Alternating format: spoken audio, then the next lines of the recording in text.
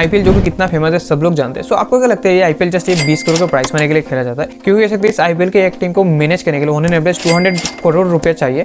And उसके साथ जो इंडिया में इस साल आईपीएल को ब्रॉडकास्ट किया जा रहा है, आईपीएल को ब्रॉडकास्ट करने के लिए टोटल 6.2 बिलियन US$ खर्चा किया गया। यानी कि अगर हम इसको INR में कन्वर्ट करें तो 48,390 करोड़ रुपया खर्चा किया गया इस आईपीएल को जस्ट कह सकते हैं ब्रॉडकास्ट करने के लिए। एंड आईपीएल के टीम के जो ब्रांड वैल्यू जैसे कि CSK का ब्रांड वैल्यू 2500 करोड़ का होता है। सो आईपीएल के पीछे जो इतना पैसा खर्चा किया जाता है, सो ये लोग किन किन तरीके से रेवेन्यू जनरेट करते हैं और फिर इतना पैसा क्यों खर्चा किया जाता है, रियली क्या उनका प्रॉफिट होता है, या प्रॉफिट होता है तो कितना प्रॉफिट होता है, तो हम इस वीडियो में जान लेंगे। यानी कि दोस्तों आज हम इस वीडियो के अंदर आईपीएल का बिजनेस मॉडल को डिस्कस करेंगे। सो गाइस चलिए इस वीडियो को स्टार्ट करते हैं। सो सबसे पहले आप आईपीएल के बिजनेस मॉडल को समझने से पहले हमें थोड़ा सा पीछे जाना पड़ेगा।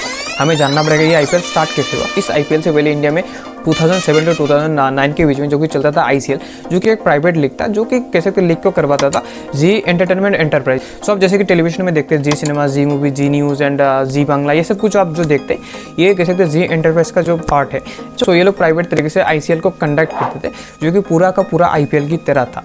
तब IPL स्टार्ट भी नहीं हुआ था। सो ये चीज़ BCCI को बिल्कुल भी पसंद नहीं था। सो BCCI चाहता था कि पूरा जो IPL का जो कंट्रोल है, IPL मीन्स पूरा क्रिकेट का जो कंट्रोल हमारे पास हो। सो इसी कारण से जो भी कह सकते हैं जो प्राइवेट लीग है ICL का जो क्रिकेट का प्लेयर जा रहा था, सो मतलब कह सकते BCCI ने कहा जो प्लेयर इस लीग के अंदर पार्टिसिपेट करेगा ताकि सारे प्लेयर्स को क्रिकेट से लाइफ टाइम के लिए बैन कर देंगे। सो बहुत सारी चीज़ भी हुआ एंड उन्होंने इस मामले को कोर्ट तक भी कह सकते लेके गए एंड फाइनली कह सकते BCCI ने इस लीग को बंद करवा दिया। एंड 2008 to 2009 के अंदर कह सकते BCCI ने एक IPL जो कि IPL को स्टार्ट किया एंड देन धीरे धीरे IPL कह सकते इंडिया में स्टार्ट हुआ।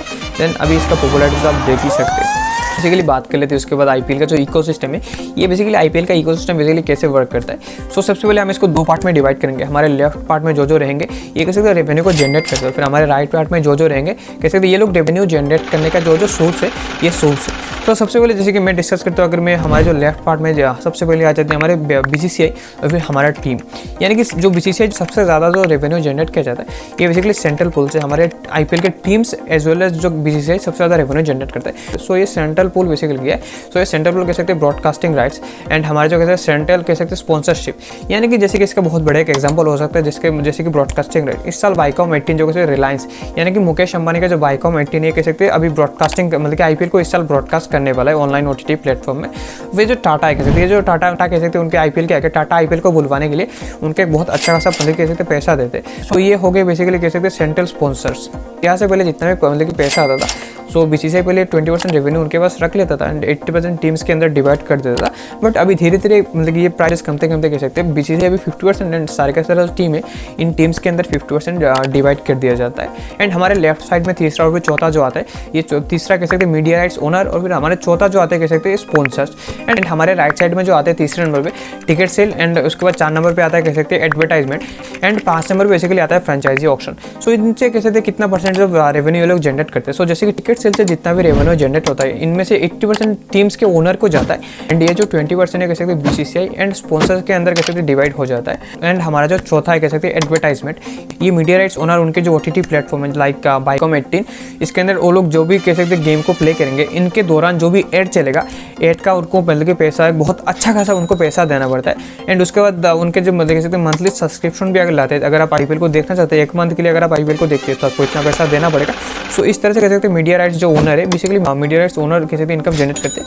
एंड जो ये फ्रेंचाइजी ऑक्शन है बेसिकली फ्रेंचाइजी ऑक्शन का टोटल जो रेवेन्यू पूरा का पूरा रेवेन्यू बेसिकली BCCI रख लेता है। अगर कोई भी नया फ्रेंचाइजी आता है, अगर कोई भी नया टीम बनता है, तो इसके लिए जितना भी पैसा खर्चा किया जाएगा सो सारा का सारा पैसा कह सकते हैं उनको BCCI को देना पड़ेगा। सो ये था कह सकते हैं IPL का एक टोटल इकोसिस्टम। इस IPL के इकोसिस्टम के बाद चलिए जान लेते हैं और डीपली बेसिकली IPL का बिजनेस मॉडल जो कितना रेवेन्यू कहाँ से वो लोग बेसिकली जनरेट करते हैं और कैसे काम करता है। सो जैसे कि सबसे पहले मैंने डिस्कस किया सेंट्रल पूल यानी कि कह सकते हैं IPL को जो ऑनलाइन ब्रॉडकास्ट करने के लिए एज वेल एज जो कह सकते हैं जो स्पॉन्सर्स है वो लोग, जैसे कि सबसे पहले मैं अगर तो ब्रॉडकास्टिंग। सो इस साल रिलायंस जियो IPL को कह सकते हैं इस साल OTT प्लेटफॉर्म में ब्रॉडकास्ट करने के लिए 23,758 करोड़ रुपया दे रहा है। कह सकते OTT प्लेटफॉर्म का जो राइट्स है ये बेसिकली रिलायंस के पास आ जाएगा, क्योंकि पहले जो IPL को ब्रॉडकास्ट करता था आप सिंपली Disney+ हॉटस्टार में देखते थे। सो इस Disney+ हॉटस्टार को कह सकते हैं रिलायंस जियो ने कैसे रिप्लेस कर दिया। रिलायंस जियो ने इसको रिप्लेस करके अब जैसे Viacom 18 एंड इसका कह सकते हैं जो TV rights and TV rights still अभी भी कह सकते हैं स्टार इंडिया के पास है। यानी कि जो डिज्नी स्टार के पास अभी भी टीवी राइट्स उनके पास है। सो उन्होंने टीवी राइट्स को खरीदने के लिए 23,578 कैसे करोड़ खर्चा किया सो इस टीवी राइट्स को खरीदने के लिए। सो उन्होंने पूरे 5 साल के लिए कॉन्ट्रैक्ट किया। 5 साल का जो कॉन्ट्रैक्ट किया कह सकते हैं, 5 साल का जो कह सकते हैं कॉन्ट्रैक्ट है, ये 5 साल के लिए उन्होंने इतना पैसा खर्चा किया एंड उनके जो लाइक मीडिया राइट्स को उन्होंने खरीद लिया पूरे 5 साल के लिए। एंड उसके बाद जो आता है मतलब कि हमारा स्पॉन्सरशिप डील, जैसे कि इस साल टाटा आईपीएल, यानी कि इस साल टाटा आईपीएल ने टोटल 335 करोड़ रुपया दिया इस एक साल के लिए, जैसे कि उन्होंने टाटा आईपीएल को बुलवाने के लिए। सो टाटा ने उनके टाइटल स्पॉन्सर के लिए इस साल के लिए उन्होंने 335 करोड़ रुपया दिया, यानी कि उन्होंने 2 साल के कॉन्ट्रैक्ट में 670 करोड़ कह सकते रुपया दिया। हमारा जो दूसरा बेसिकली आता है कह सकते टीम स्पॉन्सरशिप, यानी कि आईपीएल के जो टीम देखते हैं उनके टीम के जो जर्सी एंड उनके पैंट शर्ट में कैप में बहुत सारी किसी ब्रांड का लोगो या पे आगे पीछे जो लोगो वगैरह लगा होता है, इन लोगो वगैरह के लिए भी कह सकते हैं टीम के ओनर को एक बहुत अच्छा खासा उनको पैसा भी दिया जाता है। सो तीसरा बेसिकली आता है हमारा टिकट सेल। सो जब भी किसी भी आईपीएल टीम का होम ग्राउंड में कह सकते हैं जब भी आईपीएल मैच होगा तभी 50% पैसा जाता है बेसिकली टीम ओनर के पास। एंड हर साल कह सकते हैं 7 to 8 उनके आईपीएल टीम का जो होम ग्राउंड है, होम ग्राउंड में मैच खेला जाता है लगभग। एंड चौथा जो बेसिकली ये मर्चेंडाइज, यानी कि आईपीएल का जो किसी भी टीम का मान लीजिए हैट, जर्सी एंड उनके लोगो वगैरह को यूज़ करने के लिए भी कह सकते हो आईपीएल के टीम के जो ओनर है, आईपीएल टीम के ओनर को एक बहुत अच्छा खासा उनको पैसा दिया जाता है इसके लिए भी। इससे इतना ज़्यादा तो रेवेन्यू जनरेट नहीं होता मतलब एज कम्पेयर टू अदर्स जो कह सकते हैं सोर्स है, बट इससे भी एक मतलब कि छोटा मोटा कह सकते हैं रेवेन्यू जनरेट हो जाता है। एंड पांचवा जो कह सकते हैं फ्रेंचाइजी ऑप्शंस, यानी कि आईपीएल के अंदर अगर कोई कभी भी जरूरत पड़े टीम को बढ़ाने के लिए, मान लीजिए अभी टीम कम पड़ा है और भी टीम को ऐड करना चाहते हैं, तो इसके लिए फ्रेंचाइजी ऑप्शन रखा जाता है, यानी कि किसी भी एक कह सकते हैं पर्सन को या फिर किसी भी एक ग्रुप को आईपीएल टीम खरीदने के लिए कह सकते हैं मिनिमम जो उसका पर्सनल जो नेटवर्थ, उसका पर्सनल नेटवर्थ 2500 करोड़ का होना चाहिए। एंड उसका जो ग्रुप है, इसका ग्रुप का हर साल का जो रेवेन्यू, उसका ग्रुप के हर साल कह सकते हैं एनुअल रेवेन्यू मिनिमम 3500 करोड़ से भी ज़्यादा उसका होना चाहिए तो आप आईपीएल टीम को खरीदने के लिए एलिजिबल हो। सो जैसे कि पिछले साल आरपीजी ग्रुप ने लखनऊ सुपर जायंट्स को 7000 करोड़ से भी ज़्यादा पैसा देकर उन्होंने खरीदा। एंड उसके बाद गुजरात को कह सकते हैं 5000 करोड़ से भी ज़्यादा देकर उन्होंने खरीदा था।